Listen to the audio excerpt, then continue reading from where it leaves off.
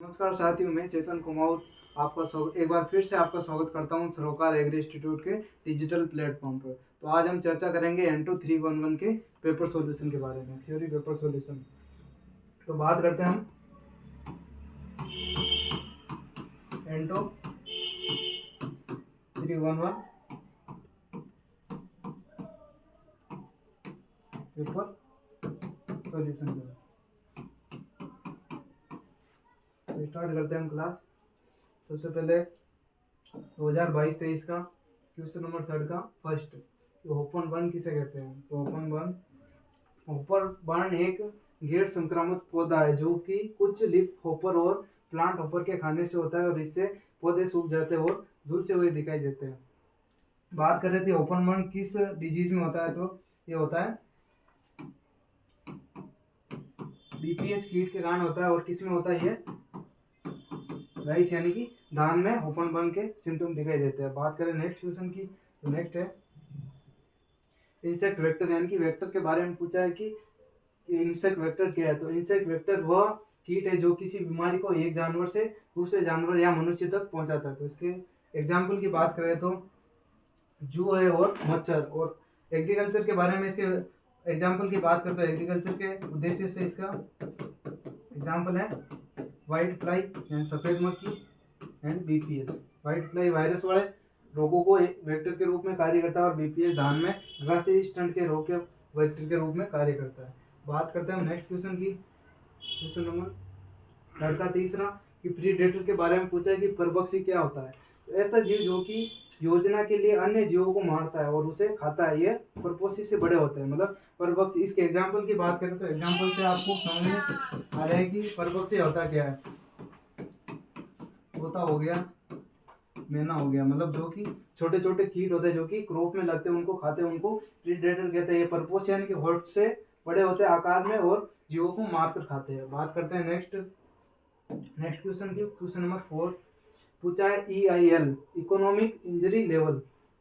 Economic injury level क्या होता है? तो इकोनॉमिक इंजरी लेवल से तात्पर्य है कि आर्थिक सीमा स्तर से है जो किसी कीट का जनसंख्या घनत्व है जिस पर कीट जनसंख्या को आर्थिक क्षति स्तर तक पहुंचाने से रोकने के लिए नियंत्रण उपाय किया जाता है। मतलब कीट की ऐसी हानिकारक स्टेज आ जाती है जिसमें कि उर्वरक को अप्लाई करना इंपॉर्टेंट हो जाता है, उस स्तर को हम क्या कहते हैं? Economic injury level. बात करते हैं नेक्स्ट क्वेश्चन की। तो नेक्स्ट क्वेश्चन पूछा है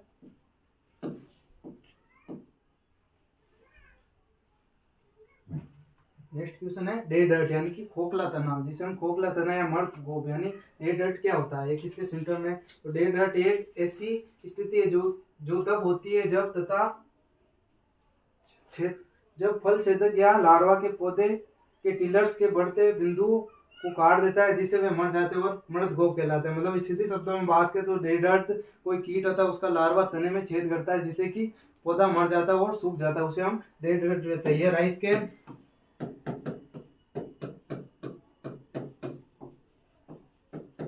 येलो स्टेम बोरर, यानी कि एग्जांपल पे हम लिख सकते हैं कि ये राइस के येलो स्टेम बोरर का भी एक सिम्टम है डे डर्ट। अब बात करते हैं हम नेक्स्ट, डेफिनेशन हो गई। हम बात करते हैं हम डिफरेंट के बारे में। तो डिफरेंट पूछा गया है कि फर्स्ट डिफरेंट है कि अनाज की छोटी इल्लियां, जिसको इंग्लिश में कहते हैं हम लेजर ग्रेन बोरर और राइस विविन, इन दोनों के बीच में डिफरेंट बताना है। तो सबसे पहले बात करते हैं हम लेजर ग्रेन बोरर क्या। ये बेलनाकार गहरे भूरे रंग का भ्रंग होता है जो कि लगभग 3 mm लंबा होता है। ये भूरे रंग का होता है। और इसके बात करें तो ये इसके भूरे काले रंग के होते हैं जिनके लंबे व पतले पंख होते हैं, शायद इनके विंग्स लिखे होंगे। राइस विविलियन लंबे व पतले होते हैं। पूरा मिस प्रिंटिंग है इसमें। ये भूरे रंग का होता है और ये भूरे काले रंग का होता है। बात करें इसके नेक्स्ट डिफरेंट की, तो इसका नेक्स्ट डिफरेंट है कि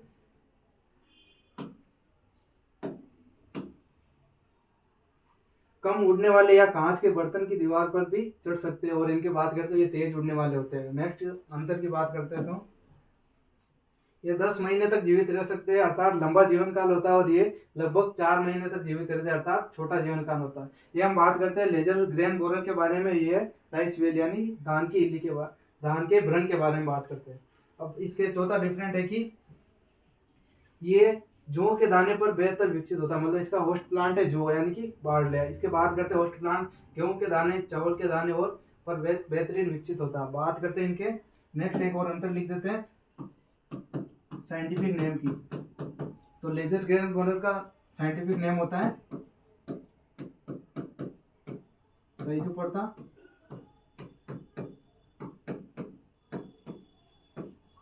डोमिनिका। तो इसके साइंटिफिक नेम की बात करें तो इस व्हील का होता है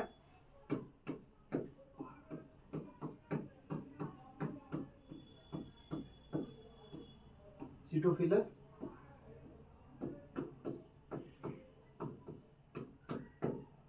और आईजी। 5 डिफरेंट हो गया। बात करते हैं नेक्स्ट डिफरेंट के बारे में। तो नेक्स्ट डिफरेंट है केबेज कैटरपिलर यानी कि पत्ता गोभी की सुंडी और मेलन फ्रूट फ्लाई यानी ककड़ी की फल मक्खी। बात करते हैं इसके साइंटिफिक नेम की। पहला अंतर है कि इसका साइंटिफिक नेम है हेल्यूला अंडेलिस और इसका साइंटिफिक नेम है बैक्टोसोरा कुकुरबिटी। बात करते हैं इसके ऑर्डर की। तो इसका ऑर्डर है लेपिडोप्टेरा, इसका ऑर्डर है डिप्टेरा। फल मक्खी ज्यादातर डिप्टेरा गण में आती है। बात करते हैं इसके फैमिली की। तो इसके फैमिली की होती है पायरूस्टेडी और इसकी फैमिली है ट्राइपिडिटी।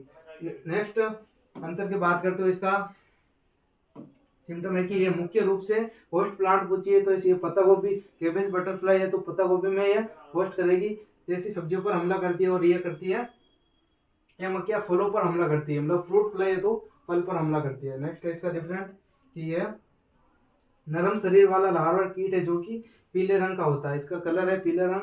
और इसकी बात करते हैं ये छोटी वयस्क मक्खी होती है जिसका रंग पीला और काला होता है, ये ब्लैक और येलो कलर की होती है।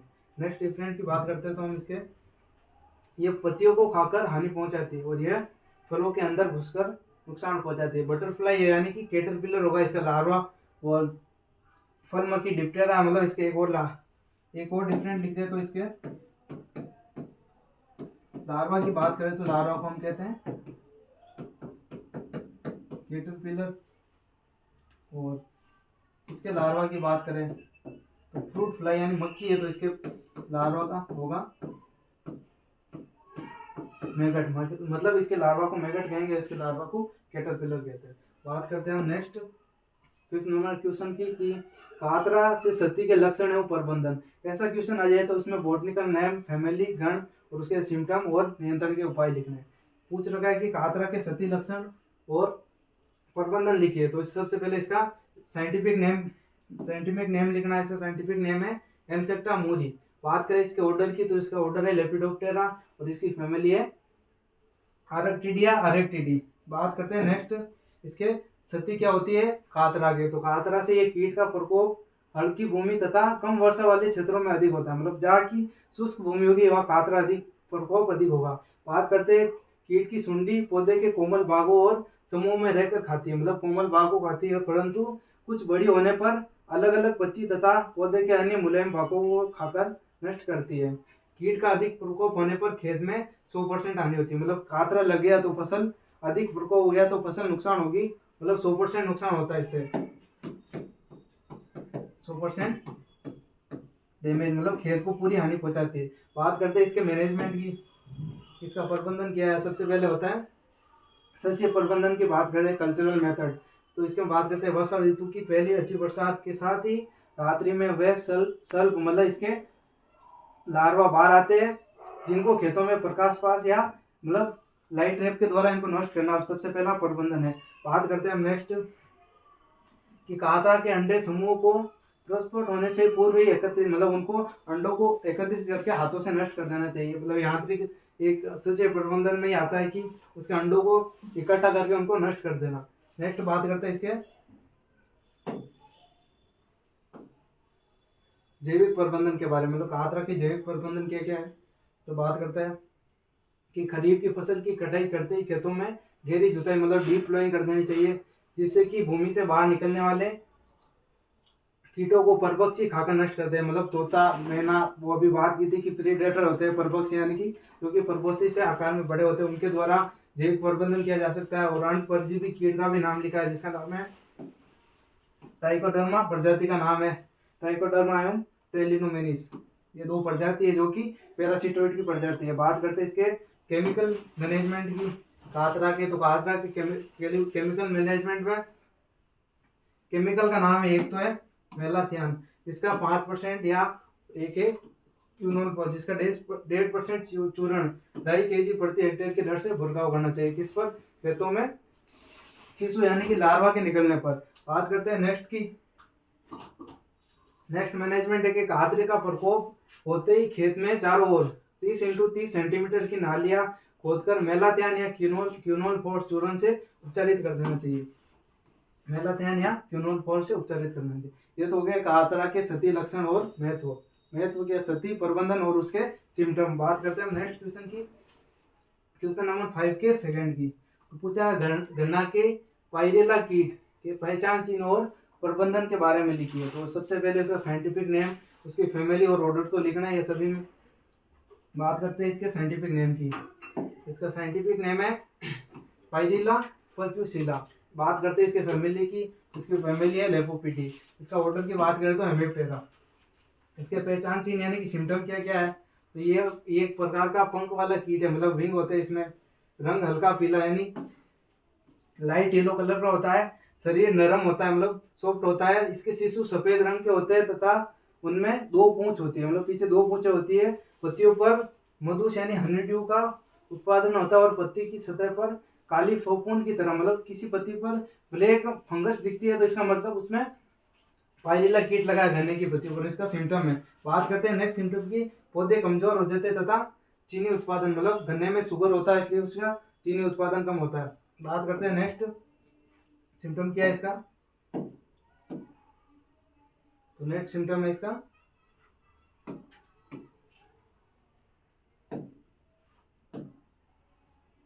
चीनी उत्पादन कम हो जाता है। उसके बाद होता है पत्तियों पर उछलता फुदका रहता है तथा झुंड में पाया जाता है, मतलब ये झुंड में होता है और पत्तियों पर ही होता है। पत्तियों चूसता है रस, मतलब सक सेव करता है। उसके बाद होता है इसके प्रबंधन के मैनेजमेंट के बारे में बात करते हैं कि मैनेजमेंट क्या है। तो सबसे पहले सस्य प्रबंधन के बारे में बात करते हो। इसका रेसिस्टेंट वेराइटी का यूज करना। गन्ने की रेसिस्टेंट वेराइटी है, 2 है, को 386 और को 975। बात करते हैं नेक्स्ट केमिकल। ये केमिकल मैनेजमेंट है। केमिकल मैनेजमेंट में दवाइयों का नाम है, सबसे पहले है मेलाथियान डस्ट 5%, इंडोसल्फान 35 cc और रोगोर 3 cc का। ये पायरेला के केमिकल मैनेजमेंट के लिए दवाइयों का नाम है। बात करते हैं नेक्स्ट क्वेश्चन। नेक्स्ट क्वेश्चन है क्वेश्चन नंबर 6 का फर्स्ट। कृषि में महत्व के 5 पक्षी का वैज्ञानिक नाम तथा उनका प्रबंधन कीजिए। तो 5 पक्षी का नाम बताना तथा उनका मैनेजमेंट कैसे करते हैं, उनको पालन कैसे करते हैं, तो उनका बारे में विस्तृत से चर्चा करनी है। बात करते हैं कि पक्षी खेतों में अनाज वाली फसलों को, बालियां तथा फल व सब्जियों को खाकर नुकसान पहुंचाते हैं। पक्षी जैसे कि तोता हो गया, कौवा हो गया, वो खेत में घुसकर जैसे बाजरे की बाली हो गई ऊपर वाली, उसके दाने खा लेते हैं। और कौवा हो गया, वो नुकसान कैसे पहुंचाते हैं, उनकी फल और सब्जियों को खाकर नुकसान पहुंचाते हैं। बात करते हैं कृषि में महत्वपूर्ण कौन कौन से बर्ड्स है। तो नंबर 1 पे बात करते हैं कौवा। कौवा का बॉटनिकल नाम है, साइंटिफिक नेम बात करें तो इसका है कॉर्बस स्पीसीज। इसमें डैमेज क्या करता है, तो इसके डैमेज की बात करते हैं तो ये मक्का व कौन सी क्रॉप, मक्का व गेहूं की बालियां तथा बगीचे में अंजीर तथा सहतूत के फल को खाता है। तो कौवा के डैमेज सिम्टम ये है। बात करते हैं नेक्स्ट। तो नेक्स्ट है पैरट यानी कि तोता। तोता क्या, तोते का सबसे पहले तो साइंटिफिक नेम की बात करते हैं। तो साइंटिफिक नेम होता है सिटाकुला साइंस पहला। बात करते हैं इसके डैमेज क्या करता है, तो ये पके व अर्ध पके दाने फलों को काट कर नुकसान पहुंचाता है। मतलब फल होता है उनको बीच में से काट देता है और बाकी छोड़ देता है, जिससे उसे कीट लग जाते हैं और लार्वा उसके अंदर जाकर उसको नुकसान पहुंचाते हैं। बात करते हैं थर्ड नंबर बर्ड कौन सा है, तो इसका होता है हाउस स्पैरो, यानी कि जिसको हिंदी में हम घरेलू गोरैया कहते हैं। बात करते हैं इसके साइंटिफिक नेम की।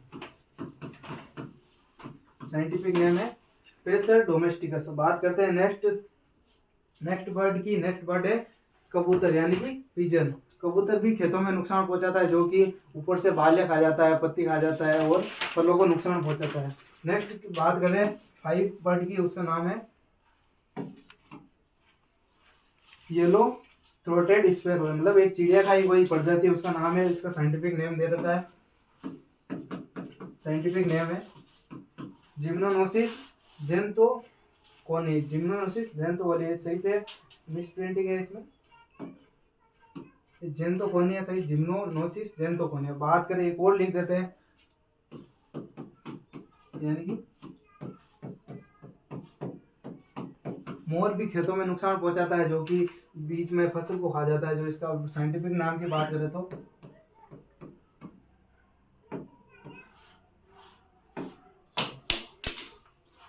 इसका साइंटिफिक नेम की बात करें तो इसका साइंटिफिक नेम है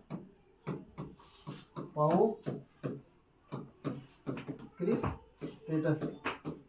यानी कि मोर भी खेतों में नुकसान पहुंचाता, तो इसका भी एक ऐड कर देते हैं कि एक बर्ड है मोर, जिसका साइंटिफिक नेम की बात करें तो इसका नाम है क्रिस्टेटस। ये 5-6 हो गए बर्ड जो कि एग्रीकल्चर में यानी खेत में नुकसान करते हैं।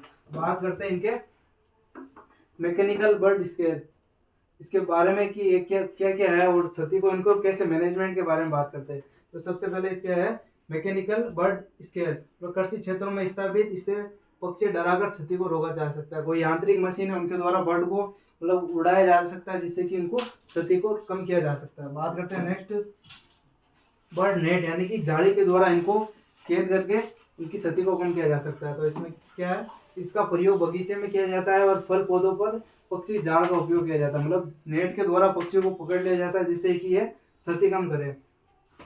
चौथा नंबर आता है कि ओइडेटरी बर्ड स्केल, मतलब ये भी एक जाली मतलब नेट का प्रकार है, मतलब जिसमें एक होता है इलेक्ट्रिकल बर्ड स्केल, यानी कि इलेक्ट्रिकल करंट लगा देते हैं चार तरफ चार, और नेट में इलेक्ट्रिकल यानी बिजली डाल देते हैं, जिससे कि बर्ड उस क्षेत्र में ना पहुंचे। बात करते हैं नेक्स्ट क्वेश्चन नंबर 6 के सेकंड की। तो 6 का सेकंड क्या है क्वेश्चन कि चने की सुंडी के पहचान चिन्ह, क्षति के लक्षण और जीवन चक्र व प्रबंधन का वर्णन कीजिए। तो बात करते हैं चने की सुंडी, जिसको इंग्लिश में कहते हैं ग्राम फोर्ड बोरर। बात करते हैं इसके साइंटिफिक नेम की, तो इसका साइंटिफिक नेम है हेलिकोरपा आर्मिजेरा। इसके बाद करते हैं ऑर्डर की, इसका ऑर्डर है लेपिडोप्टेरा, फैमिली नोक्टिविटी और वर्ग इंसेक्टा। बात करते हैं इसके होस्ट प्लांट कौन कौन से, मतलब परपोसी पादप, चना, मटर, कपास, अरहर। मतलब चने की सुंडी है तो चने में तो हो गई, फिर मटर हो गया दलहनी फसल में। और बात करते हैं इसके नॉर्मल सिम्टम के बारे में, तो ये सर्वभक्ष यानी कि पॉलीफेगस यानी कि सर्वभक्षी, मतलब सभी फसलों में ये कीट लगता है, सर्वभक्षी कीट है। और अमेरिका में सुंडी कोटल वर्म या टमाटर में फल छेदक, इसका अदर नेम है सुंडी कोटल बोरवर्म और फल छेदक। इसका दो नेम है, अमेरिका में कहते हैं सुंडी कोटल बोरवर्म और फल छेदक। बात करते हैं इसके पहचान की, बात करते हैं हम नेक्स्ट क्वेश्चन नंबर 6 के सेकंड के बाद ही। तो बात करते हैं इसमें चने की सुंडी के पहचान चिन्ह, क्षति के लक्षण, जीवन चक्र एवं प्रबंधन का वर्णन। सवाल पूछा गया चने की पहचान चिन्ह बताना है, क्षति, लक्षण और जीवन चक्र के बारे में बताना है। साइंटिफिक नेम की बात करते हैं तो साइंटिफिक नेम है हेलिकोरपा आर्मिजेरा। बात करते हैं इसके ऑर्डर की, इसका ऑर्डर है लेपिडोप्टेरा और इसके फैमिली है नोक्टिविटी और वर्ग होता है इंसेक्टा। इसमें बात करते हैं इसके होस्ट प्लांट यानी कि परपोसी पादप, मतलब किस किस पौधों पर यह आक्रमण करता है। तो ये करता है सबसे पहले चने की सुंडी है तो चने पर करेगा, मटर, कपास और अरहर। नेक्स्ट बात करते हैं इसके कि यह एक सर्वभक्षी यानी कि सर्वभक्षी यानी इंग्लिश में बोले तो इसको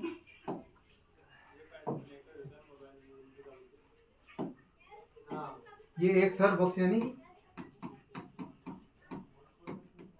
पॉलीफेगस यानी सब फसलों पर आक्रमण करता है। ये पॉलीफेगस कीट है और जिससे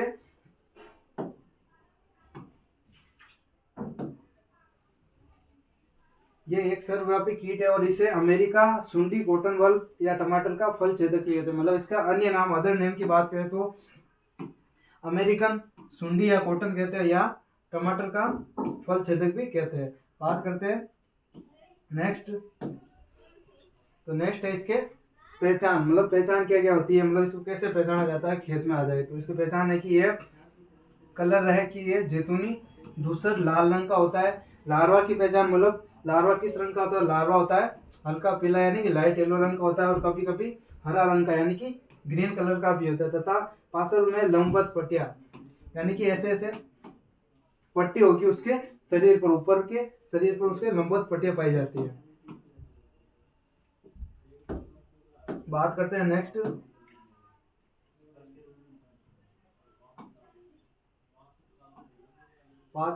इसके डैमेज स्टेट यानी कि हानिकारक अवस्था कौन कौन सी इसकी।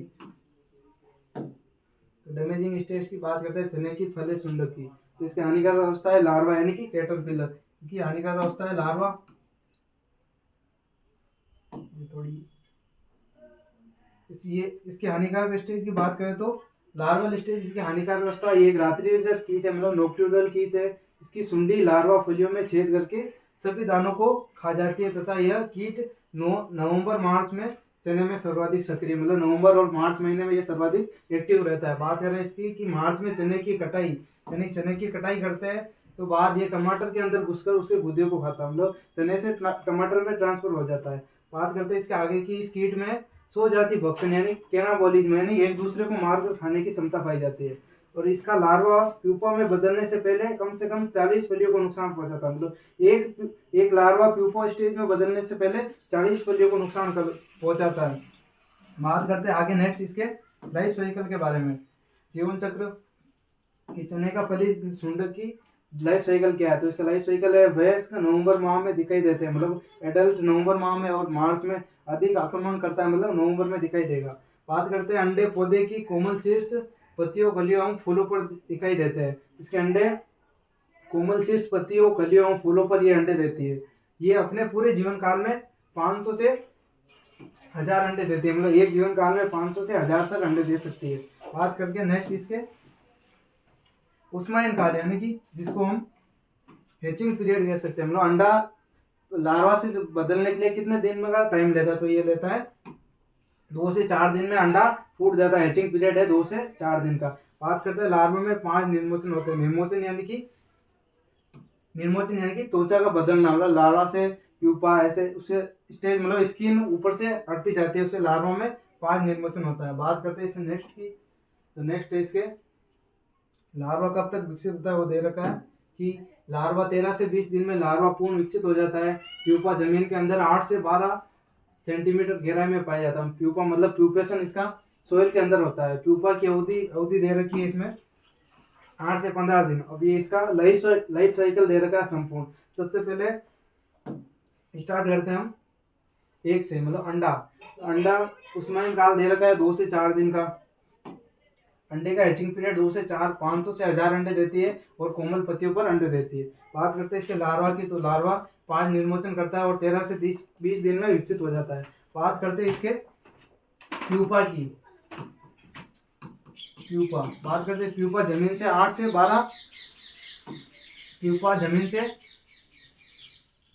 से 12 सेंटीमीटर गहराई पर रहते हैं। और लास्ट में आता है इसकी एडल्ट।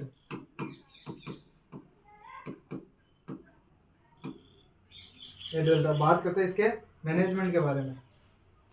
तो इसका मैनेजमेंट सबसे पहले ग्रीष्मकालीन गहरी जुताई, मतलब समर डीप फ्लोइंग यानी कि गर्मियों में गहरी जुताई करनी है, जिससे कि उसके अंडे बाहर आ जाते हैं और धूप से नष्ट हो जाते हैं। उसके बाद सेकंड नंबर होता है प्रकाश पास का व फेरोमोन ट्रैप का प्रयोग। कपास के लिए फेरोमोन कौन सा यूज किया जाता है, तो होता है घोसीलियो, और चने के लिए हेम्यूलियो। तो बात करते हैं इसके केमिकल कौन कौन से यूज होते हैं। तो इसमें लेते हैं मिथाइल पैराथियन 2% और मेलाथियन 5% का प्रयोग करें। इसके एक वायरस का भी यूज करते हैं, मतलब जैविक नियंत्रण किससे करते हैं, तो इसका होता है एनपीवी यानी कि न्यूक्लियर पॉलीहाइड्रोसिस वायरस।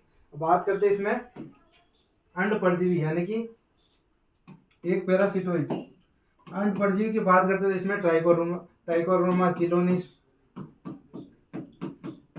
और भी कई प्रजातियां जो कि परजीवी के रूप में काम में ली जाती है। बात करते हैं नेक्स्ट क्वेश्चन नंबर 6 के थर्ड के बारे में। ये हो गया चने की फली सुंडी के बारे में, पीछे वाला क्वेश्चन है। बात करते हैं नेक्स्ट नींबू की तितली के बारे में।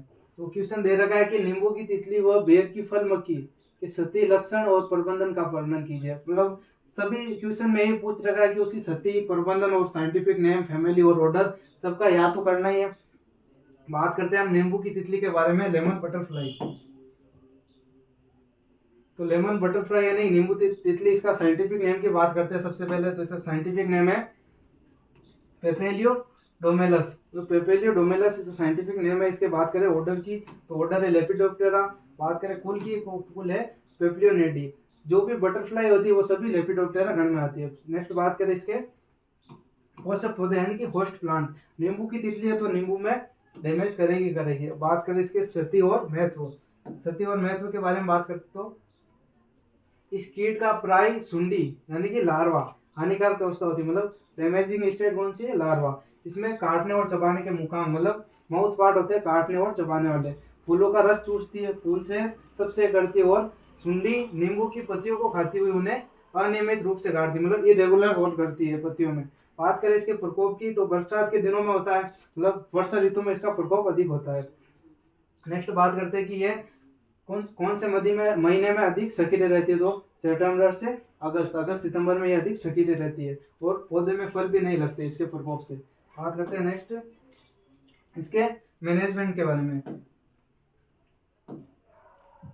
बात करते हैं नींबू की तितली के मैनेजमेंट के बारे में, तो सबसे पहले अधिक संख्या में होने पर सुंडियों को एकत्रित मतलब हाथों से एकत्रित कर या किसी भी यंत्र का उपयोग कर उसे एकत्रित कर उसको नष्ट कर देना। उसके बाद आता है अधिक मतलब ज्यादा ही सती हो तो उसमें दवाओं का 1 को 15 लीटर मिलाकर प्रति पेड़ पर मतलब किसी भी इनमें से किसी एक दवाई का उपयोग करके उसमें 15 लीटर मतलब घोलकर उसको स्प्रे कर देना चाहिए।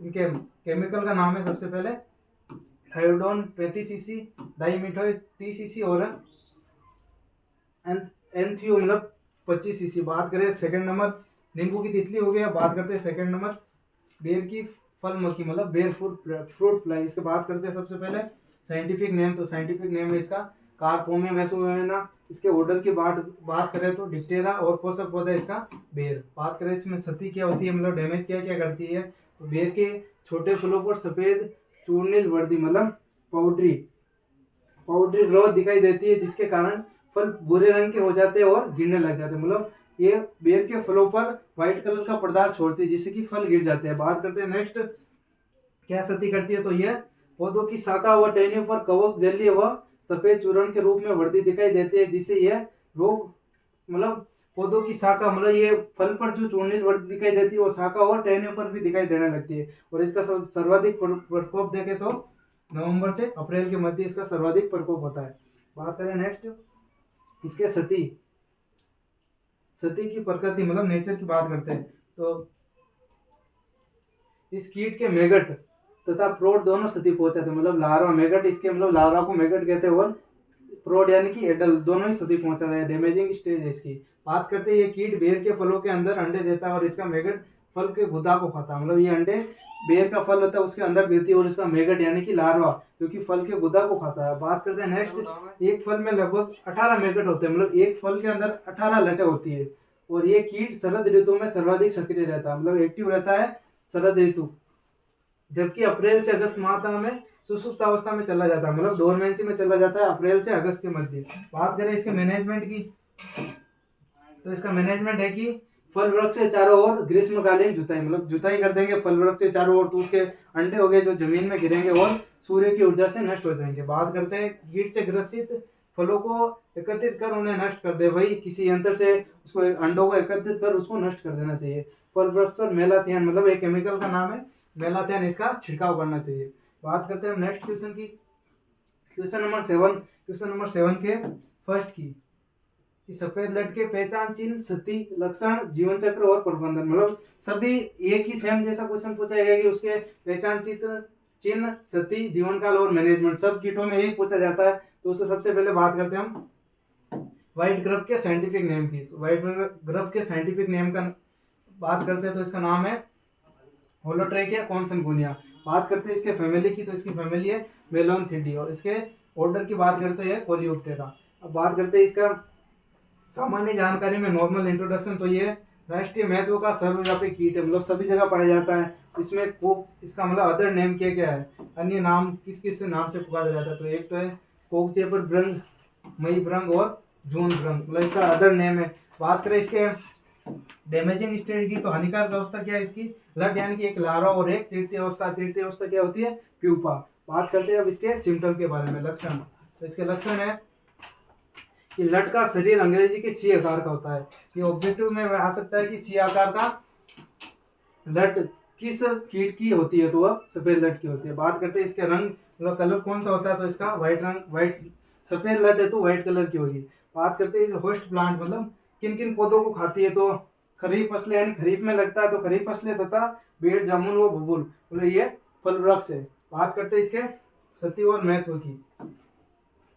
इसके सती और महत्व है कि ये भूमिगत कीट है मतलब भूमि के अंदर रहता है। इसकी लटें जड़ों को खाकर नुकसान पहुंचाती है और पौधे पीले सूखने लग जाते हैं। मतलब इसकी लटें जो जड़ों को खा जाती है जिससे कि पौधा मुरझा जाता है और विल्ट जैसे मतलब उसमें कमी आ जाती है, जड़ अवशोषण नहीं कर पाती है पानी का और उससे पौधे पीले पड़ जाते हैं। बात करते हैं हम नेक्स्ट।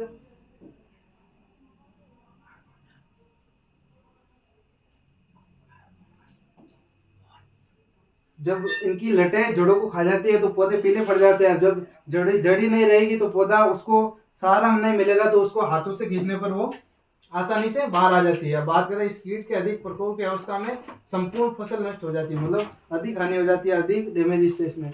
जकड़ा जल वाली फसल की अपेक्षा मूसला मूल वाली फसल अधिक प्रभावित होती है। मतलब जकड़ा जल यानी कि गेहूं में पाई जाती है और मूसला मूल जो कि सरसों कोई दूसरी क्रॉप में होती है वो वाली अधिक प्रभावित होती है। इसमें एग्जाम्पल की बात करें तो एग्जाम्पल दे रखा है ग्राउंडनट मूंगफली मिर्च यानी कि चीली ज्यादा प्रभावित होती है और बाजरा ज्वार की अपेक्षा मतलब फल मिलेट यानी बाजरा और ज्वार की अपेक्षा मूंगफली और मिर्च ज्यादा प्रभावित होती है। बात करते हैं इसके लाइफ साइकिल के बारे में, जीवन चक्र क्या है इसका। सबसे पहले बात करते हैं इसके एक की मतलब इसके एक की बात करते हैं तो इसका अंडा 7 से 10 दिन में गर्भ यानी कि लार्वा स्टेज में परिवर्तित हो जाता है। बात करते हैं उसके बाद 100 से 110 दिन के अंदर प्यूपा स्टेज में नहीं 10 से 27 दिन के अंदर लार्वा से प्यूपा और प्यूपा से एडल्ट में 2 से 3 दिन में बोला। इसका संपूर्ण लाइफ साइकिल मतलब पूरे जीवन चक्र की बात करें तो इसका होता है 129 से 150 दिन का और 1 जनरेशन इन 1 ईयर मतलब एक साल में एक जनरेशन ही आती है। बात करते हैं नेक्स्ट कि ये 50 से 60 है मतलब अपने पूरे लाइफ साइकिल में एक वर्ष में 50 से 60 अंडे देती है और लट काल यानी कि लार्वा का जीवन काल होता है 82 से 113 दिन। बात करते हैं नेक्स्ट इसके मैनेजमेंट के बारे में। तो मैनेजमेंट है सबसे पहले इसका सस्य प्रबंधन। सस्य प्रबंधन में सबसे पहले इसका करते हैं गहरी जुताई यानी कि डीप प्लोइंग, गहरी जुताई करते हैं। उसके बाद खरपतवारों को नष्ट करना मतलब वीड को हटाना। उसके बाद करते हैं इसका भौतिक प्रबंधन यानी कि फिजिकल मैनेजमेंट। बरसात के मौसम में बाद रात्रि में लाइट रे बैंड प्रकाश पास और फिरोमान पास का उपयोग करना चाहिए भौतिक प्रबंधन के अंदर। उसके बाद होता है रासायनिक प्रबंधन। मूंगफली की बुआई करते समय 80 केजी सीड की 2 लीटर क्लोरपाइरीफॉस 20 सीसी यानी कि मात्रा दे रखी है एवं क्यूनोल फॉस 25 सीसी कीटनाशी से उपचारित करना चाहिए। मूंगफली की फसल में क्यूनोल फॉस और क्लोरपाइरीफॉस का यूज करना चाहिए। बात करते हैं नेक्स्ट इसका मैनेजमेंट क्या है। तो इसका है खड़ी फसल में सफेद लट के नियंत्रण हेतु 4 लीटर क्लोरपाइरीफॉस 20 ईसी प्रति हेक्टेयर ये होता है बुआई करते समय। और यह है खड़ी फसल में क्लोरपाइरीफॉस कितनी 20 ईसी और बुआई करते समय 2 लीटर में 20 ईसी और ये प्रति हेक्टेयर में 20 ईसी काम में लेते हैं। बात करते हैं नेक्स्ट हम बात करते हैं क्वेश्चन नंबर 7 के सेकंड के बारे में। क्वेश्चन नंबर 7 का सेकंड है कि कपास के कोई भी 5 नाशी कीटों के वैज्ञानिक नाम गण कुल सहित सूची बनाइए तथा गुलाबी सुंडी के सती के लक्षण जीवन चक्र और प्रबंधन का वर्णन कीजिए। तो बात करते हैं हम कपास के 5 कीट के बारे में। तो सबसे पहला आता है इसमें कॉटन जेसिड। बात करते हैं सबसे पहले कॉटन जेसिड के बारे में। तो इसका सबसे पहले इसका साइंटिफिक नेम की बात करें तो इसका साइंटिफिक नेम है एम्सेप्टा बिगुटुला, फैमिली इसकी सिसेडिलिएसी और ऑर्डर है इसका हेमिप्टेरा। 5 कीट पूछे उसका साइंटिफिक नेम फैमिली और ऑर्डर तीनों लिख दिया 5 कीट के लिखने। बात करें हम नेक्स्ट कॉटन का नेक्स्ट कीट है spotted bollworm, cotton spotted bollworm. इसके बात करें साइंटिफिक नेम की तो इसका साइंटिफिक नेम है इरियाज बाइटेला। इसका ऑर्डर की बात करें लेपिडोप्टेरा और फैमिली है इसकी नोक्टिवली। बात करें नेक्स्ट कॉटन व्हाइट फ्लाई मतलब कपास की सफेद मक्खी। बात करें इसका साइंटिफिक नेम की तो साइंटिफिक नेम इसका बेमेसिया टेपेसाई, इसका ऑर्डर है हेमिप्टेरा और इसकी फैमिली है एलिरोडिटी।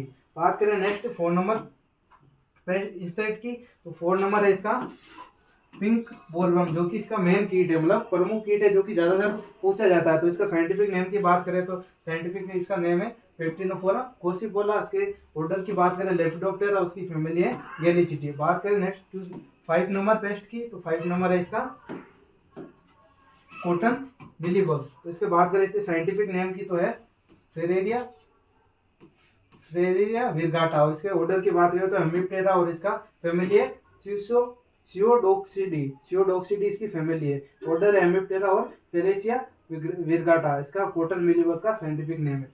नेक्स्ट बात करते हैं इसके सती यानी कि डैमेज क्या क्या होता है, वो की है पिंक बोलवर्म की। पिंक बोलवर्म की क्या सती है, तो इस ये कीट कपास की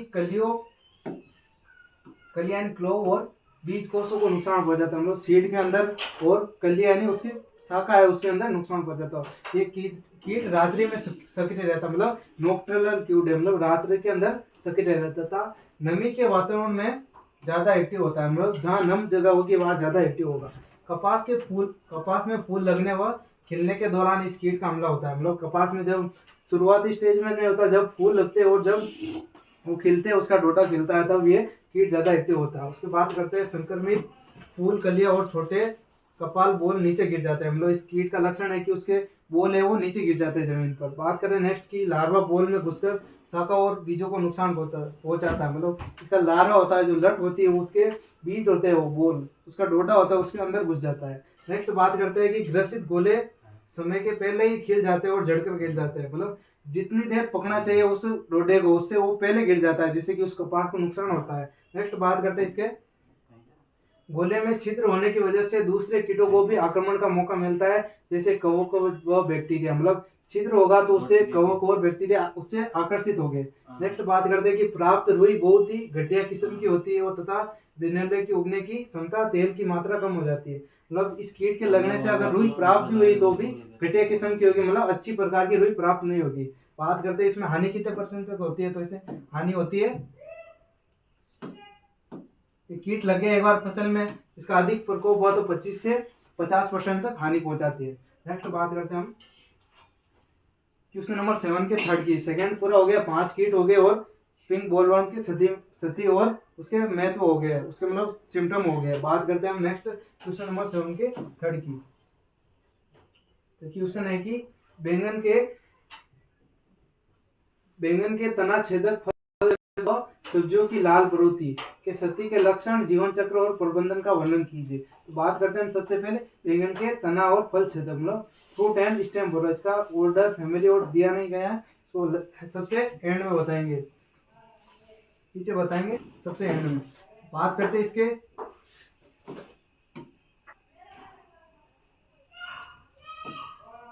इसके सती यानी कि डैमेज क्या क्या होता है इसका। बैंगन सूट एंड फ्रूट है, तो ये इसकी हानिकारक कीट, अत्यधिक हानिकारक कीट है। मतलब फल और तने दोनों पर हानि पहुंचाता है, डैमेज पहुंचाता है। इसकी लार्वल मतलब डैमेजिंग स्टेज है, वो क्या है कैटरपिलर, यानी कि लार्वा स्टेज की डैमेजिंग स्टेज है, जो पौधों के कोमल तने तथा पत्ती और फलों को क्षतिग्रस्त करती है। मतलब कोमल तने यानी सूट यानी तने को खाती है, और फ्रूट बोलर है मतलब फल को खाती है।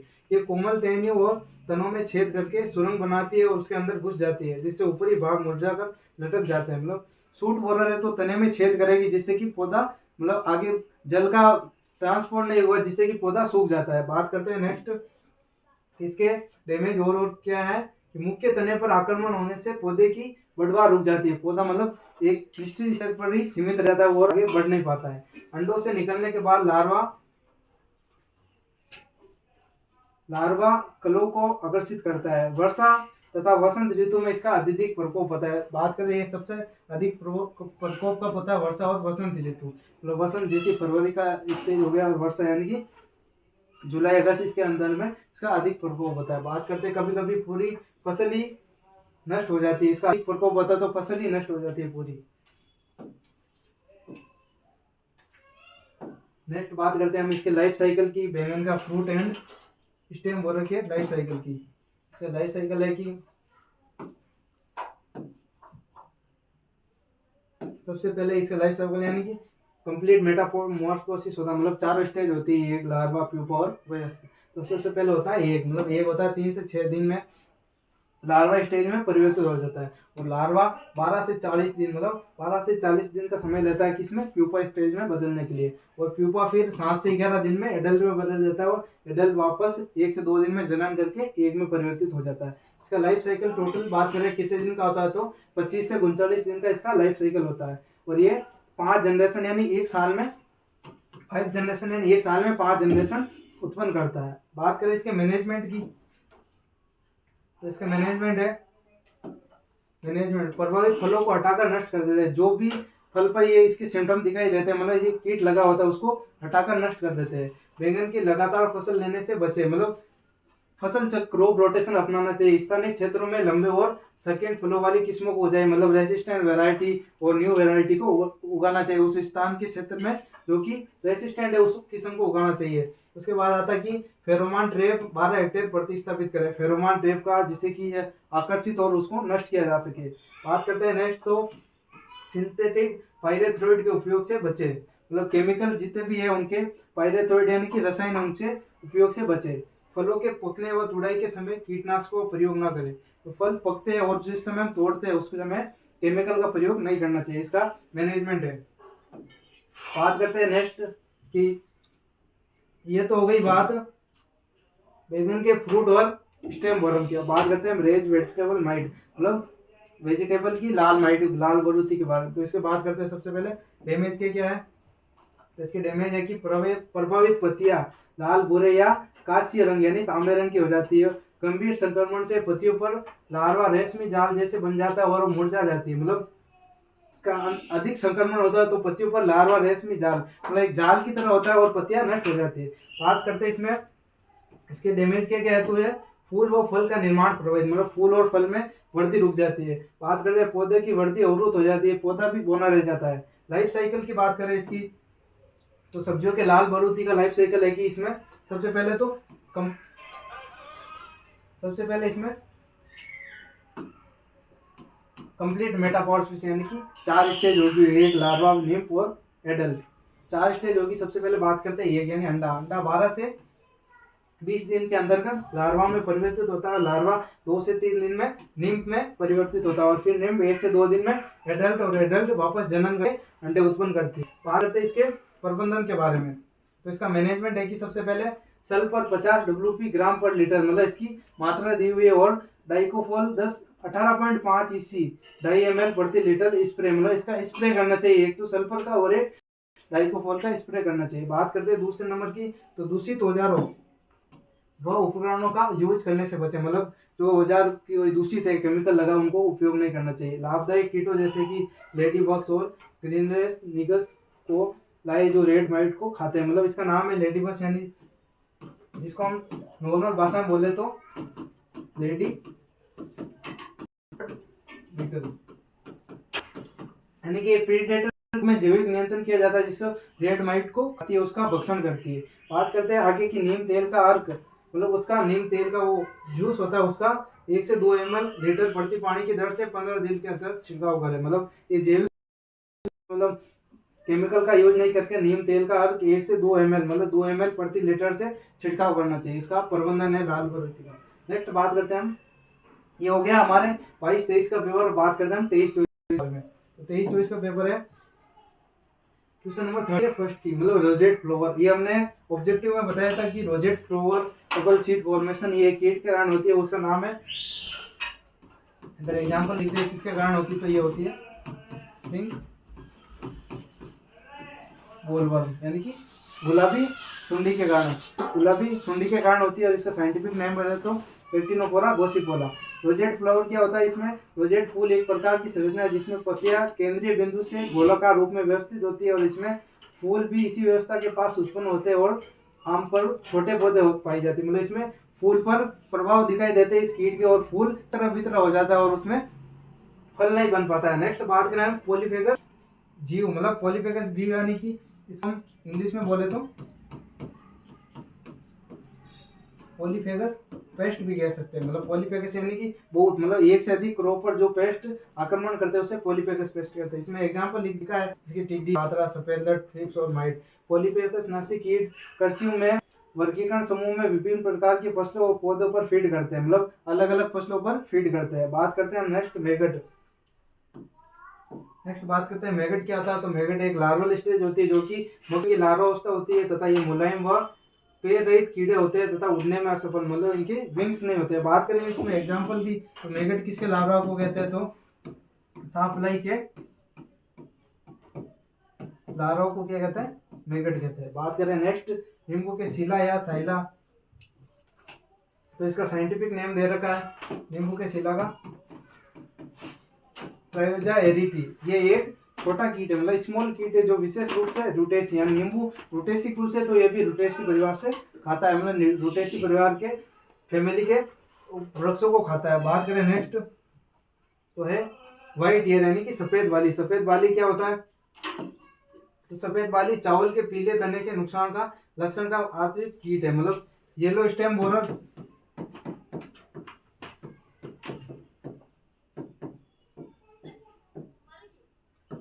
ये कीट है धान का येलो स्टेम बोरर, इसमें सिम्टम है जिसका नाम है व्हाइट ईयर, मतलब सफेद बाली सफेद रंग की हो जाती है। बात करते हैं हम नेक्स्ट डिफरेंट की। क्वेश्चन नंबर 3 हो गया।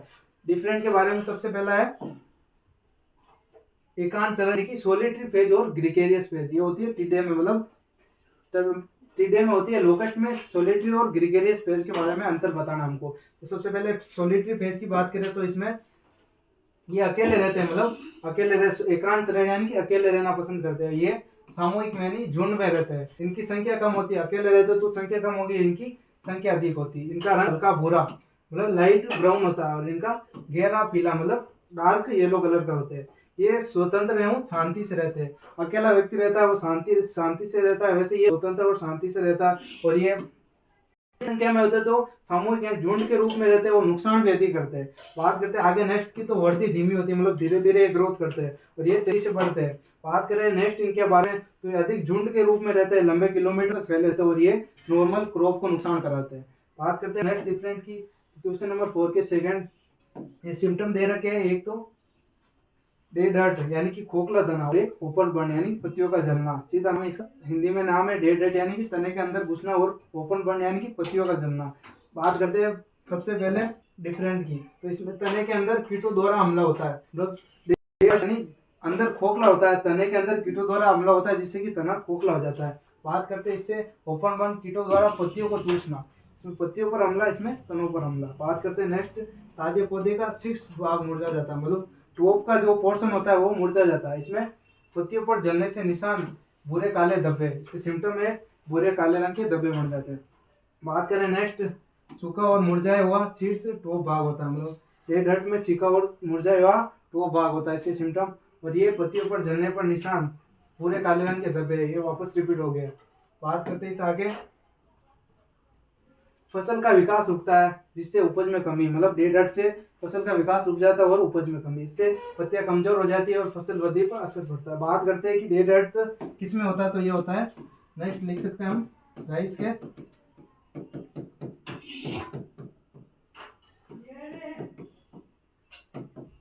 येलो स्टेम बोरर, नहीं धान का पीला तना छेदक का ये एक सिम्टम है डेड हर्ट। और इसकी बात करें तो ये है होपर बर्न, किसका है, तो ये है बीपीएच, यानी कि एक कीट है जिसका फुल नेम है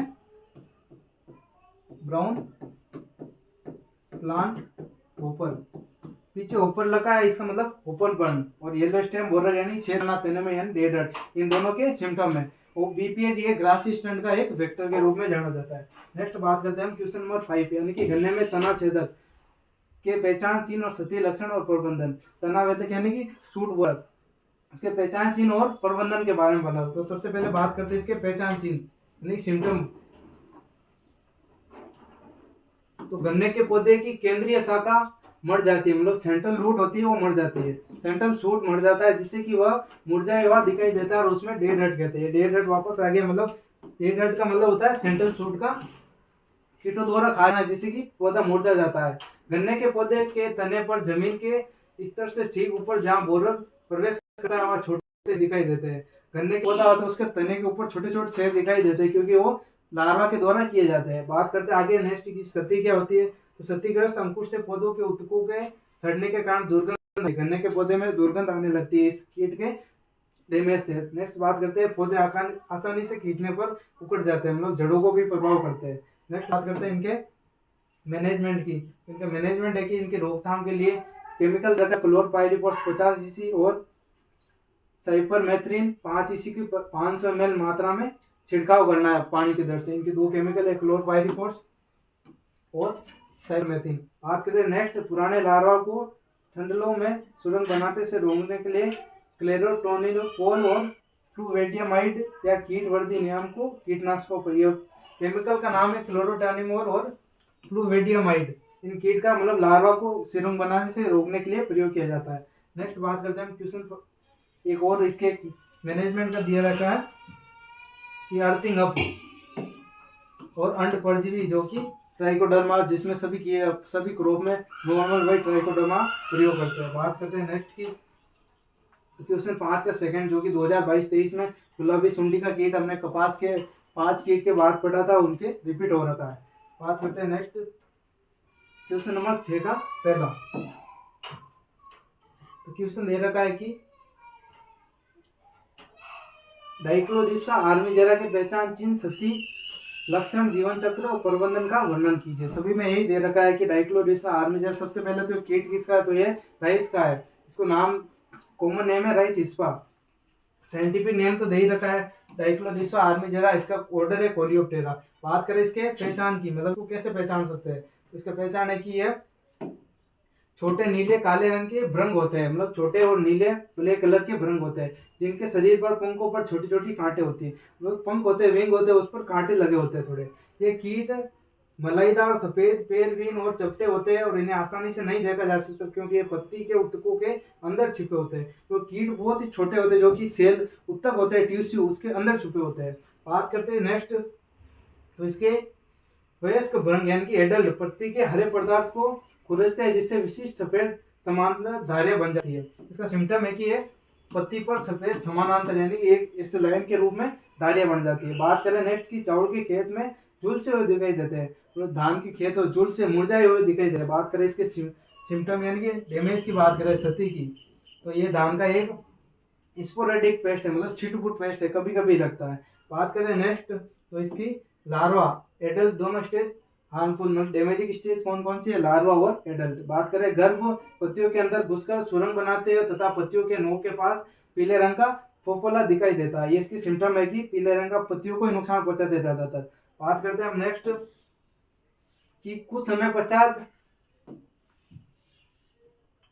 पश्चात पत्तियां भूरी होकर सूख जाती है और पत्तियों में हरित पदार्थ को खुरच कर खा जाता है। मतलब ये मेन सिम्टम इनका पत्तियों पर ही होता है। पत्तियों के अंदर जो हरा हरा पदार्थ होता है उनको खुरच कर खा जाते हैं। पत्तियों पर सफेद रंग की रेखाएं बन जाती है या फिर व्हाइट पैरेनल बन जाती है, मतलब रेखा बन जाती है। वातावरण में आर्द्रता तथा तापक्रम अधिक हो जाने पर इसका प्रकोप बढ़ता है और पौधे बौने रह जाते हैं। मतलब अधिक नमी होती है तब इसका प्रकोप अधिक होता है और पौधे बौने रह जाते हैं। बात करें हम इसके लाइफ साइकिल के बारे में, इसका लाइफ साइकिल सबसे पहले ये तो 4 स्टेज दे रखी है, मतलब ये कंप्लीट मेटामॉर्फोसिस से बात करें सबसे पहले एक से गर्भ में बदलने के लिए 3 से 7 दिन का समय लगता है। फिर गर्भ से प्यूपा में बदलने के लिए 7 से 12 दिन, और प्यूपा से एडल्ट में 4 से 7 दिन, और फिर एडल्ट से वापस अंडे देता है 1 से 2 दिन। इसके पूरे लाइफ साइकिल की बात करें तो 15 से 28 डे का होता है। बात करें इसके मैनेजमेंट का, तो इसका मैनेजमेंट है कि रोपाई के समय पौधे की पत्तियां के सिरे तोड़ देने चाहिए, मतलब रोपाई होती है जब पौधे के उपला सिरा होता है उसको तोड़ देना चाहिए। एडल्ट कीटों को हैंड नेट से एकत्रित करके नष्ट कर दिया, मतलब वेस्ट कीट होते हैं उसको नेट होती है मतलब जाली से उसको एकत्रित करके नष्ट कर देना चाहिए। इसमें केमिकल दे रखा है जिसका यूज करना चाहिए 5% मेलाथियान और कार्बोरिल डस्ट का 25 kg एक तरह से छिड़काव करना चाहिए। मेलाथियान और कार्बोरिल 2 केमिकल है जिसका छिड़काव करना चाहिए। बात करते हैं नेक्स्ट क्वेश्चन नंबर 6 के सेकंड के बारे में। क्वेश्चन दे रखा है कि मटर, तना मक्खी व रेड पंपकिन बीटल के वैज्ञानिक नाम, सती, लक्षण और प्रबंधन के बारे में लिखिए। तो सबसे पहले बात करते हैं हम रेड मटर तना मक्खी मतलब पी स्टेम फ्लाई के बारे में बात करते हैं। सबसे पहले इसका साइंटिफिक नेम यानी कि ओपियोसिया फेसियोलाई, इसका साइंटिफिक नेम है ओपियोसिया फेसियोलाई। बात करें इसके ऑर्डर की, तो ऑर्डर है डिप्टेरा, फैमिली है एग्रोमाइजी की, इसकी फैमिली एग्रोमाइजी की। बात करते हैं सती, मतलब डैमेज किया गया होता है। तो पी स्टेम फ्लाई सबसे पहले कीड़े तने में छेद कर देते हैं, मतलब तने में छेद कर देती है, जिससे प्रभावित टहनियां मुरझा जाती है और अंत में सूख जाती है। तने में छेद होगा तो टहनियों पर जल पहुंचेगा नहीं, जिससे वो सूख जाएगी और अंत में वो नीचे गिर जाएगी। बात करते हैं नेक्स्ट कि मेजबान पौधे की वहन क्षमता कम हो जाती है, मतलब पौधा गति करना बंद कर देता है। नेक्स्ट बात होती है वयस्क पत्तियों को छेद कर भी नुकसान पहुंचाते हैं और घायल इसे सड़ जाते हैं। पत्तियां होती है उनमें छेद कर देते हैं, जिससे पत्तियां सड़ जाती है। बात करें बड़े पौधे की तुलना में छोटे पौधे अधिक हानि पहुंचाती है, मतलब ये बड़ों पौधों को तो कम नुकसान और छोटे पौधे उस पर अधिक एक्टिव रहता है। नेक्स्ट बात करते हैं इसके मैनेजमेंट की। तो मैनेजमेंट है कि क्षति को रोकने के लिए फसल पर केमिकल दे रखा है, डाइमिथोएट 0.3% या 30 cc और 0.05% क्यूनोलबॉस का छिड़काव करना चाहिए। नेक्स्ट बात करते हैं बीजों में, बीज मतलब सीड ट्रीटमेंट करना चाहिए, किससे? एक तो बोविस्टिन और कैप्टान 3 ग्राम पर केजी से, या बीज को क्लोरपाइरिपोस 5 ml और क्लोरपाइरिपोस प्लस कैप्टान से सीड उपचारित करें, मतलब बीज को उपचारित करने के लिए केमिकल दे रखे हैं। नेक्स्ट बात है भिन्न भिन्न फसलों के साथ फसल चक्र क्रॉप रोटेशन को अपनाना चाहिए। नेक्स्ट है कि रासायनिक कीटनाशकों विशेषकर व्यापक स्पेक्ट्रम कीटनाशकों के उपयोग से बचे, मतलब जो भी स्पेक्ट्रम होते हैं उन कीटनाशकों के उपयोग से बचना चाहिए।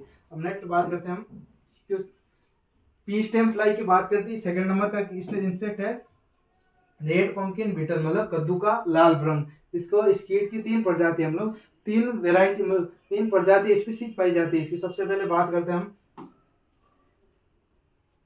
रेपिडोबल्बा फोइकोलिस ल्यूकस, मतलब ये लाल रंग की प्रजाति है जिसका नाम है रेपिडोबल्बा फोइकोलिस ल्यूकस। सेकंड नंबर की प्रजाति जो कि ब्लैक रंग की होती है उसका नाम है रेपिडोबल्बा इंटरमीडिया जोसेफ। और थर्ड स्पीसीज का नाम है भूरे रंग, मतलब जो कि ब्राउन रंग की होती है, उसका नाम है रेपिडोबल्बा किनोटा फोबर। बात करें इसके डैमेज की, मतलब इससे क्षति क्या क्या होती है, तो इसकी क्षति होती है सबसे पहले प्रोड तथा गर्भ दोनों ही नुकसान। डैमेजिंग स्टेट है इसकी प्रोड यानी कि वयस्क यानी एडल्ट और गर्भ यानी कि लार्वा दोनों की नुकसान पहुंचाता है। नेक्स्ट बात करते हैं इसकी उग रहे छोटे पौधों की कोमल पत्तियां तथा तनों के नुकसान पहुंचाते हैं तथा छोटे छोटे पौधों की जड़ों को भी खा सकते हैं, मतलब ये तने और रूट दोनों पर नुकसान पहुंचाते हैं। नेक्स्ट बात करते हैं बड़े पौधे की पत्तियां तथा फूलों की पंखुड़ियां को टेढ़े मेढ़े छेद कर देती है। और पत्ती होती है उसमें जिग जेग जैसे होती है और टेढ़ी मेढ़ी होती है, उसमें जेड आकार की ऐसे इस प्रकार के छेद कर देती है। बात करें नेक्स्ट इसके सिम्टम क्या है, डैमेजिंग स्टेट, तो पौधे की बढ़वार रुक जाती है तथा कभी कभी पौधा सूख भी जाता है, मतलब वर्दी ग्रोथ रुक जाती है। बात करते हैं इसके मैनेजमेंट के बारे में, प्रबंधन। तो कुछ कद्दू, मतलब कुछ नहीं है, कद्दू लिखा है कि कद्दू के खेतों के पास खीरा तोरी और टिंडा ना बोए, मतलब एक ही फैमिली की होगी तो एक ही फैमिली के कीट होंगे तो वो ज़्यादा लगेंगे, इसलिए उनके खीरा तोरी और टिंडी को न लगाए। उसके बाद आएगा खरपतवारों को हटा दे, मतलब जो भी खरपतवार है उस पर ज्यादा कीट लगते हैं इसलिए खरपतवारों को हटा दे। सप्ताह में एक बार कीट जनसंख्या की जांच करें, मतलब कीट की एक बार निरीक्षण करना चाहिए, खेत में इंस्पेक्शन करना चाहिए कि कीट कितने हैं और रोग लगे या लगे नहीं। उसके बाद उसमें केमिकल मैनेजमेंट है, इसमें सबसे पहले deltamethrin malathion dimethoate methyl demeton का छिड़काव करें, मतलब इन दवाइयों का छिड़काव करना चाहिए। अब उसके बाद करें सस्य नियंत्रण में, तो ट्रैप रोग का यूज करें। फंदा फसल जैसे कद्दू है तो कद्दू वर्गीय फसलों के अलावा अन्य फसलों को उगाना चाहिए। उसके बाद क्रॉप रोटेशन यानी कि फसल चक्र अपनाएं। नेक्स्ट बात करते हैं हम क्वेश्चन नंबर 6 के थर्ड नंबर, तो उससे सबसे पहला आता है चूहों के वैज्ञानिक नाम, यानी कि रेबिट के वैज्ञानिक नाम, उसके अनाज भंडारण में प्रबंधन, मतलब चूहे से भी खेत में हानि होती है, उसके चूहे की प्रजाति आती है विभिन्न, उनके वैज्ञानिक नाम और अनाज भंडारण में प्रबंधन, उनका मैनेजमेंट लिखना। सबसे पहले रेबिट की प्रजाति एक आता है फील्ड रेट यानी खेत का चूहा, इसका नाम होता है बेडिकोटा बेगालेंसिस। फील्ड रेट यानी खेत की चूहे का नाम है बेडिकोटा बेगालेंसिस। नेक्स्ट बात आती है ग्रास रेट यानी कि जो कि घास को खाता है, उसका नाम है मिलाडी मेल्टा, साइंटिफिक नेम है ये मिलाडी। नेक्स्ट आता है गर्भिल चूहा, इसमें सीज लिख सकते हैं पीछे। उसके बाद आता है इंडियन फील्ड माउस, मतलब भारत में खेत वाला चूहा सा है वो है बुडूगा। नेक्स्ट है कॉमन रेट यानी सामान्य चूहे का क्या नाम है, रेटस सामान्य चूहे का। इंडियन डेजर्ट गर्बिल यानी कि रेगिस्तान में जो चूहा पाया जाता है उसका नाम है मेरियोन्सस हेरियंस। करते इसके मैनेजमेंट की, तो चूहों का मैनेजमेंट कैसे करते हैं, सबसे पहले इसमें फिजिकल मेथड में खेतों में पकड़ कर मार देते हैं। चूहे पकड़ने वाले जाल, मतलब कोई जाल आते हैं उसका प्रयोग करना। घरों में रूट ट्रैप, मतलब एक रूट ट्रैप आता है चिपचिपा, उस पर चूहे आकर फंस जाते हैं, उनका प्रयोग करना चाहिए। नारियल के गार्डन में टिन के बैंड चारों ओर लगा दिए जाते हैं जिससे कि पेड़ों पर चढ़ नहीं पाए। मतलब नारियल का पेड़ लंबा होता है, उसके ऊपर चूहे चढ़ जाते हैं, उसके ऊपर एक टिन का होता है जो बैंड लगा देते हैं जिससे कि चूहे फिसल कर नीचे गिर जाते हैं, उनका प्रयोग करते हैं। उसके बाद आता है रोडेंट आर किल्ड बाई रोडियोडेंट, मतलब रोडियोडेंट के द्वारा रोडेंट का किल, मतलब चूहों का किल। तो ये वे पेस्टिसाइड है जो ना केवल रोडेंट को मारते हैं जबकि गिलहरी जैसे चूहे पेस्ट को भी मारते हैं। तो ये सिर्फ चूहों को ही नहीं मारते बल्कि गिलहरों को भी मारते हैं। इसमें सबसे पहले इसका नाम दे रखा है दवाई का एल्यूमिनियम फास्फेट, जो कि गोलियों के रूप में आता है 56% 3 टेबलेट, यानी गोलियों के रूप में जिससे गैस निकलते हैं, उनका प्रयोग करना चाहिए। नेक्स्ट बात करते हैं हम, एक और दे रखा है वोरफेन। वोरफेन का 0.0% सक्रिय तत्व अनाज के साथ चूहों में किया जाता है। तो इसका दवाई का यूज है जो कि चूहों को मारने के लिए यूज की जाती है वोरफेन। उसके बाद अदर रोडेंटिस, मतलब कोई अदर दवाइयों के नाम, चूहों को मारने के लिए और भी दवाइयों के नाम है, जिसमें सबसे पहले है प्रोमेडियालान, फ्लोक्यूमेफेन और बोडीफेक्यून और क्लोरफेसिनोन, ये 4 दवाइयों का नाम है जो कि चूहों को मारने के लिए काम में ली जाती है। नेक्स्ट बात करते हैं हम, नेक्स्ट क्वेश्चन आया है, क्वेश्चन 6 पूरा हो गया। बात करते हैं क्वेश्चन नंबर 7 के फर्स्ट की। क्वेश्चन नंबर 7 का फर्स्ट है कि बैंगन, टमाटर, भिंडी को हानि पहुंचाने वाले कीट का सामान्य नाम, मतलब साइंटिफिक नेम, वैज्ञानिक नाम। सामान्य और वैज्ञानिक मतलब एक ही बात है, गण, कुल और उनके प्रबंधन के बारे में लिखना है। सबसे पहले बात करते हैं बैंगन के कीट के बारे में। तो बैंगन के कीट है सबसे पहले वही स्टेम एंड फ्रूट बोरर, जिसकी हमने पीछे बात कर रही, पीछे गैस पेपर में, मतलब सोल्ट पेपर में बात की है। बात करते हैं सेकंड नंबर टोमेटो के बारे में। तो टोमेटो फ्रूट बोरर के बारे में बात करते हैं कि इसका साइंटिफिक नेम क्या है। तो इसका साइंटिफिक नेम है हेलिकोवर्पा आर्मिजेरा। बात करते हैं इसके ऑर्डर की, तो इसका ऑर्डर है लेपिडोप्टेरा, इसकी फैमिली है नोक्टियूटी। बात करते हैं इसके मैनेजमेंट के बारे में। तो इसका मैनेजमेंट क्या है, तो संक्रमित फलों और लार्वा को हटा दे। तो जो भी फल पर पेस्ट लग रखे उसके लार्वा को हटा दे और वो फल ही हटा दे। इसके बाद नर पतंगों को पकड़ने के लिए फेरोमोन ट्रैप का यूज करें।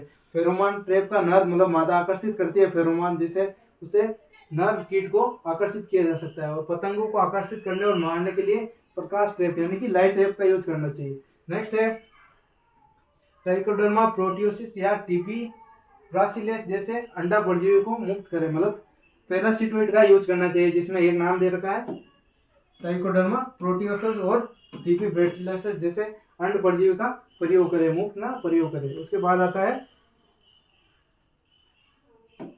HANPP वायरस, HANPP वायरस या बेसिलस थुरिएंसिस बैक्टीरिया का छिड़काव करें। मतलब एक वायरस है और बेसिलस बैक्टीरिया, मतलब ये कि जैविक नियंत्रण में ये सभी आते हैं।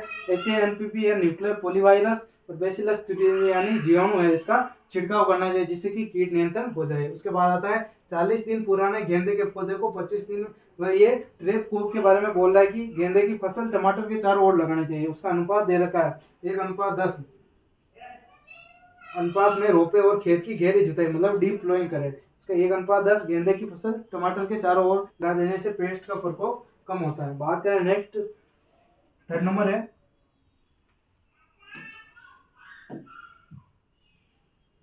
टोमेटो हो गया, ब्रिंजल हो गया। बात करते हैं नेक्स्ट ओकरा यानी कि भिंडी के बारे में। भिंडी का सूट एंड फ्रूट बोरर, तना और फल क्षेत्र। बात करते हैं इसके साइंटिफिक नेम की।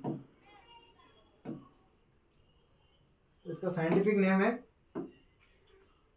इरियाज विटेला। इरियाज विटेला एक आम के छाल बक्सर का भी नाम है, जिसका भी नाम है इरियाज विटेला। इसका ऑर्डर की बात करें तो लेपिडोप्टेरा फैमिली है इसकी नोक्टियूटी। बात करें इसके मैनेजमेंट के बारे में तो फेरोमोन ट्रैप यानी जैविक नियंत्रण के 4 प्रति हेक्टेयर, मतलब 40 फेरोमोन ट्रैप 1 हेक्टेयर के क्षेत्र में लगाने चाहिए। उसके बाद है अंदर मौजूद सुंडी को खत्म करने के लिए संक्रमित सीड्स को इकट्ठा कर नष्ट कर दे, मतलब सुंडी को एकत्रित उसके सीड्स भाग को नष्ट कर दे। उसके बाद IPM कीटों के प्रकोप को कम करते हुए फसल की पैदावार बढ़ा सकते हैं, तो IPM का यूज करना चाहिए। इसके मैनेजमेंट में अंडा परजीवी, मतलब अंड परजीवी कीट पैरासिटोइड ट्राइकोडर्मा चिलोनिस का निर्मोचन व 1 लाख प्रति हेक्टेयर, मतलब ट्राइकोडर्मा चिलोनिस एक पैरासिटोइड है, मतलब परजीवी है, उनका यूज करना चाहिए। उसके बाद केमिकल दे रखा है कार्बोरिल DP 25 kg छिड़के या बेसिलस थुरिएंसिस जो कि जीवाणु है उसका 2 ग्राम प्रति लीटर से छिड़काव करें। बात करते हैं हम नेक्स्ट क्वेश्चन नंबर 7 का सेकंड नंबर, सफेद लट की प्रजातियों का सामान्य वैज्ञानिक नाम। फूल पोषिता विस्तार वर्णन कीजिए और सफेद लट से सती के लक्षण, जीवन चक्र और प्रबंधन, जो कि 22-23 के 7 के फर्स्ट में रिपीट हो चुका है। बात करते हैं हम नेक्स्ट क्वेश्चन नंबर 7 के थर्ड। इसका क्वेश्चन है कि भंडारित अनाज के मुख्य नाशी कीटों की सूची, दाल ब्रंग के सती के लक्षण व जीवन चक्र के बारे में वर्णन कीजिए और अनाज भंडारण के बेहतर भंडारण संरचना व पारंपरिक का वर्णन कीजिए। मतलब भंडारण के जो कीट होते हैं, जैसे कि दाल ब्रंग हो गया एक, उसकी सती लक्षण और लाइफ साइकिल के बारे में बताना, और भंडारण की संरचना मतलब उसके सुधार के लिए क्या क्या कर सकते हैं उनका वर्णन करना है। तो स्टार्ट करते हैं हम।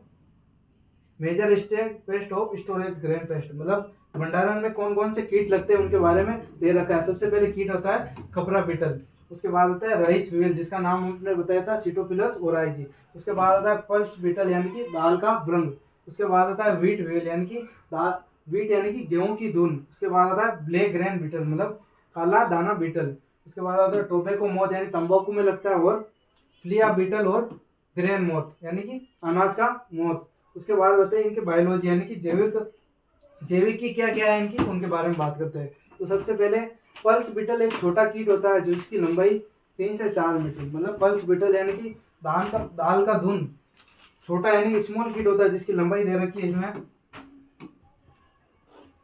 लंबाई दे रखी है 3 से 4 मतलब 3 से 4 लंबा होता है। उसके बाद इसका शरीर चमकदार, भूरा और चिकना होता है, मतलब चमकता है अधिक। उसके बाद ये मुख्य रूप से दाल में मटर चना मतलब होस्ट प्लांट है इसके, मटर चना उड़द मसूर सोयाबीन इन सब में लगता है ये। और इसका लाइफ साइकिल की बात करें तो 4 से 5 सप्ताह मतलब लगभग 1 महीने के अंदर तक ये जीवित रहता है। उसके बाद करते हैं इसके सती की बात, मतलब ये डैमेज क्या क्या करता है। पल्स बीटल की बात हो रही है, डैमेज क्या क्या करता है। पल्स बीटल के लार्वा दाल के अंदर घुसकर इसे खाता है जिससे से दाने खोखले हो जाते हैं। मतलब इसकी डैमेजिंग स्टेज की बात करें तो लार्वा होता है और ये दाल के अंदर घुसता है और उसको खोखला कर देता है, दानों के आकार छोटा कर देता है और दाल की गुणवत्ता घटाता है, तो दाल में क्वालिटी को घटाता है और उसके छोटा कर देता है। उसके बाद नेक्स्ट बात करते हैं हम पल्स बीटल के कारण दालों की फफूंदी, जूम कर देता हूँ थोड़ा, कि पल्स बीटल के कारण दालों की फफूंदी मोल्ड का निकास हो जाता है और जो खाद्य सुरक्षा के लिए खतरनाक, मतलब एक मोल्ड फफूंदी मतलब फंगस का ये स्त्रावित करती है जिससे कि दालें खराब हो जाती है और जिससे कि मनुष्य के अंदर रोग हो सकते हैं, इसलिए एक खतरनाक हो सकता है। उसके बाद करते हैं इम्प्रूव स्टोरेज स्ट्रक्चर, मतलब स्टोरेज यानी कि भंडारण में स्ट्रक्चर संरचना को अधिक विकसित कैसे करते हैं, उसके लिए कुछ मेथड दे रखे हैं। सबसे पहले है कि सिलोज,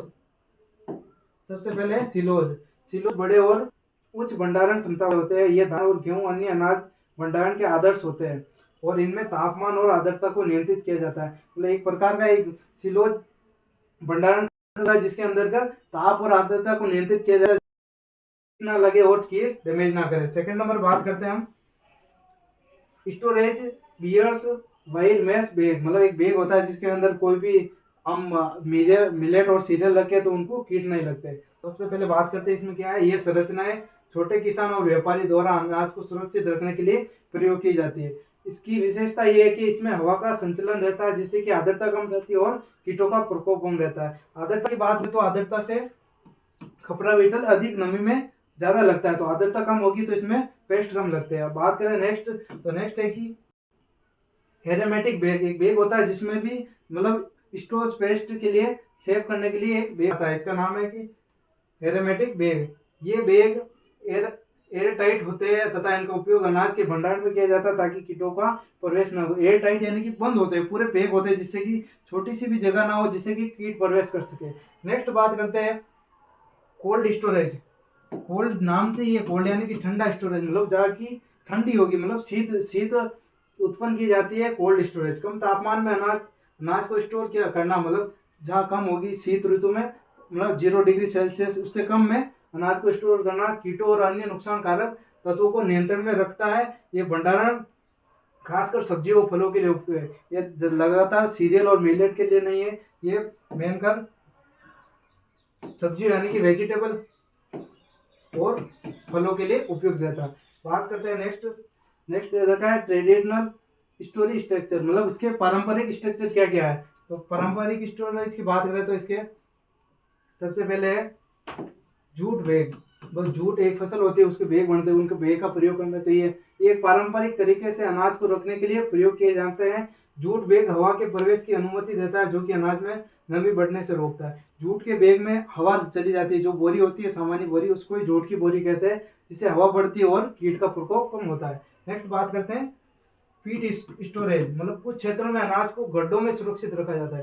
पहले के जमाने में कुछ लोग गड्ढों में भी अनाज को सुरक्षित रखते थे, उसी प्रकार फीड स्टोरेज है, जिसमें गड्ढे में मृदा को ढककर अनाज को लंबी अवधि तक सुरक्षित रखा जाता है और इस विधि में कीट और चूहों से सावधान के लिए रखा जाता है। नेक्स्ट बात करते हैं हम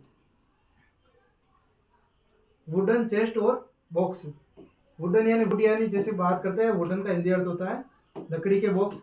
ये विधि आमतौर पर छोटे पैमानों पर उपयोग किया, मतलब लकड़ी के बॉक्स होते हैं, उसके अंदर अनाज को रखा जाता है जिससे कि कीट ना लगे। नेक्स्ट बात करते हैं बम्बो क्रेटर्स, यानी बांस के बक्से में पारंपरिक भंडारण तरीके से जो कि किसान अपनाते हैं। बांस के बक्से में अनाज को सुरक्षित रखा जाता है और यह संरचना ठंडी और सूखी रहती है, मतलब बम्बो के बॉक्स में भी अनाज को सुरक्षित रखा जा सकता है। नेक्स्ट बात करते हैं कि स्मेल बैग्स, स्मेल बैग यानी स्मेल यानी गंध वाले बैग, जिसमें कि कीट कम लगे। कुछ पारंपरिक विधियों में बैग्स को प्राकृतिक रूप से बनाए गए औषधीय पदार्थ से भरकर अनाज की सुरक्षा की जाती है और यह कीट को दूर रखने में मदद करता है। मतलब कुछ स्मेल होती है बैग में, कुछ स्मेल मतलब औषधि डाल जाती है जिससे कि कीट उससे आकर्षित ना हो और दूर जाए। तो आज का पेपर इधर ही समाप्त होता है। 2022-23 और 23-24 का थ्योरी पेपर हमने सोल्व कर लिया। अब बात करेंगे हम नेक्स्ट पेपर सोल्व के बारे में। तो इस क्लास को ज़्यादा से ज़्यादा शेयर करें, कमेंट करें और लाइक करें। धन्यवाद साथियों।